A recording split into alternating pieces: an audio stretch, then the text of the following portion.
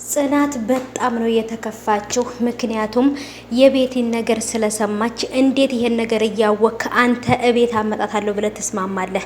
እንዴት ይሄን ነገር ታደርጋለህ ብላ በኪራ ላይ ተቆጥታበታለች። ግን ደግሞ ስለነገራት በጣም ደስ ብሎኛል። አዎ ብዙ ነገር አድርጋባታለች። ግን እሱም ወዶ አይደለም እናቲቱ ጉልበቱ ላይ ተደፋ እግሩ ላይ ተደፍታ ስለለመነችው እንጂ እሱ በጭራሽ ቤቲን አይኗን ማየት አይፈልግም። ምክንያቱም ያበደችው በፍቅሩ ብቻ ሳይሆን ራሷን ማሳመን ስላቃታት ኪራ አይወደኝም፣ ስለዚህ ለኪራ መሆን አልችልም ብላ ራሷን ማሳመን ስላቃታት ነው ብዬ አስባለሁ። እና በጣም ከባድ ነው። አሁንም ደግሞ ሌላ ከባድ ችግር በጽናትና በኪራ መሀል እየመጣ ነው። ቤቲ ማለት ከባድ ሰይጣን የሚቀናባት ክፉ ልጅ ናት ማለት ነው። ሰላም ሰላም፣ ውድ የተከበራችሁ የቻናሌ ተከታታዮች እንዴት ናችሁ? ከኔ ጋር ሁሉ ሰላም ነው። ሰላማችሁ ይብዛልኝ ባላችሁበት ውድ ቤተሰቦቼ። ለቻናሌ አዲስ ከሆናችሁ ሰብስክራይብ አድርጋችሁ ቤተሰቡን ነባሮች እንኳን በሰላም መጣችሁ ብያለሁ። የጽናት ድራማ ተወዳጁ እንግዲህ በጉጉት ስንጠብቀው የነበረው ድራማ ተለቋል። ምን ተፈጠረ ምንድነው የሚለውን ነገር በደንብ አድርገን ለማወቅ ስለፈለግን በጣም ብዙ ጥያቄዎች ነበሩብን ማለት ነው። ምክንያቱም ኪራ እውነቱን ለሷ ሊነግራት ይገባል። ደብቋት የሆነ ነገር ካደረገ ጽናት በጣም ትጎዳለች። ከዚህ በኋላ ለኪራ ይቅር አትለውም እያላችሁ ነበር በኮሜንት ማለት ነው። በጣም በትክክል እኔ የሚያልኩት ይንገራት ነበር።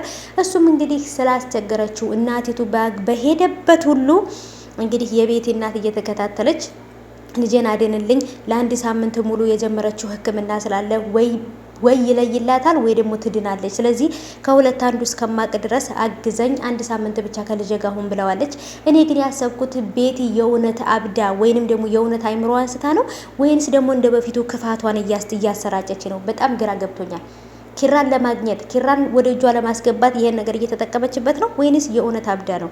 የእውነት አብዳ ከሆነ እነሱ ከረዷት የምትድን ከሆነ ቢረዷት ችግር የለውም። ግን ደግሞ ቤቲ አሁንም ቢሆን ኪራ ቢያድናት ከኪራና ከጽናት ህይወት አትወጣም። ምክንያቱም ክፋትን በደንብ አድርጋ በደሟ ውስጥ ተሰራጭቶባታል ማለት ነው። ኪራ አይወደኝም፣ አያፈቅረኝም፣ ስለዚህ እኔ ለሱ አልገባም፣ እሱም ለኔ አይገባኝም፣ ሌላ ህይወት መፈለግ አለብኝ ከማለት ይልቅ ብዙ ክፋቶችን ሰርታ እየሰራችው ክፋት ነው አሁን ላይ እየተከፈላት ያለው በጽናት ላይ ያደረገችው ግፍ። በቃ ሰው የሚባልን በጣም ነው የምትነቀውና አሁንም ቢሆን በህይወታቸው ሌላ ከባድ ነገር ልታመጣባቸው ነው። በጽናትና በኪራ ፍቅር እንግዲህ ገብታ ፍቅራቸውን እያቀዘቀዘችና እየበጠበጠች ትገኛለች ማለት ነው። በጣም ነው የሚያሳዝነው። ናሆሜ ምሩን ሰርፕራይዝ አድርጓታል፣ ቀለበትም አድርጎላታል። ኦ ማይ ጋድ በጣም ነበር ደስ የሚለው የነበራት ስሜት፣ ደስታዋ ከፊቷ ላይ ይነበብ ነበረ። ምሩዬ በጣም ደስ ብሏታል። ናሆሜም ደግሞ እንግዲህ ይሄን ነገር ስላደረገ በጣም ደስ ብሎናል።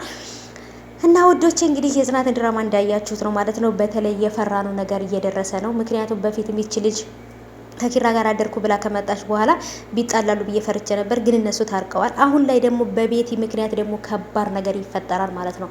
ምክንያቱም ቤቲ እነ ኪራ ቤት ከመጣች ኦሬዲ አይምሮ አንስታለች ስለሚባል ኪራ አድርግ ያለችውን ነገር ሁሉ ነው የሚያደርገው ማለት ነው። ምክንያቱም እንድትድን ስለሚፈልግ ይሄ ነገር ደግሞ በጽናትና በኪራ መሀል ከባድ ነገር ይፈጠራል ማለት ነው ቤተሰቦቼ። እና በጣም ፈርቻለሁ። በተለይ ደግሞ ሁለቱ እንዲለያዩ በጭራሽ አልፈልግም።